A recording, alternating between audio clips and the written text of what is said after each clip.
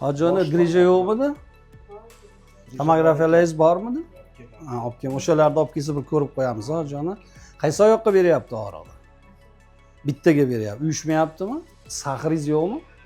Boshqa surunkali kasalliklaringiz yo'qmi? Qani oyog'ingizni ostini bitta ko'rib olaychi. Pastmi? Hani bo'sh qo'yamiz, hojoni. Refleks bunda ham bor. Sahr yo'qmikan? Sahrni bir yaxshilab tekshirish kerak. Og'iz qurimaydimi? Ves tashlamayapsizmi? Ozmayapsizmi? Semirdingiz shu kunlarda. Insulin ham oshib ketadi, endokrinolog ko'rib qo'ysin.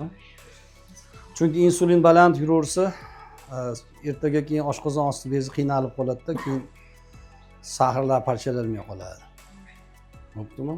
Yo'q, ba'zi qonimiz O'sha ko'ramiz, och qoringa ertaga gepatoz bo'lsa kerak sizda. Jigarda yog'on bosib qoladi. Bunaqa metaboliz sindromi. Chunki jigarlar, boshqa a'zolar ham yaxshi bo'lishi kerak. Pnevmatoz deyapti, kattalashgan deyapti jigaringiz, mayda tuzlar deyapti. Gastroenterologimiz ham ko'rardi nimaga? Bachadon zamonmi yo'q-a, o'shacha. Urolog ham ko'rish kerak ekan. Keyin ozgina diyeta ham qiling, nonni kam aytiring, achchiq, sho'r, xamir, shirinlik, uzum bor-ku. Uzum, banan, arab xurmo ham semirtiradi, insulinni oshiradi. Mana ular yog' bosib qolganda miyaga chiqadigan tomirlaringiz, xolesterinda mana qizil narsalar hojona. Endi hammada ham bo'ladi-yu, jigar faoliyati zo'r bo'lmay qolsa, shu xolesterinlar o'tkazib yuboradi-da, bizda muammo bo'lib qoladi. Jigar endi organizmda Alloh taolo hammasiga bir-biriga bog'liq qilib yaratganda. O'shaning uchun hammani ko'rib olganimiz o'zingiz yutug'ingiz bu. Qo'llarini ko'rdingizmi?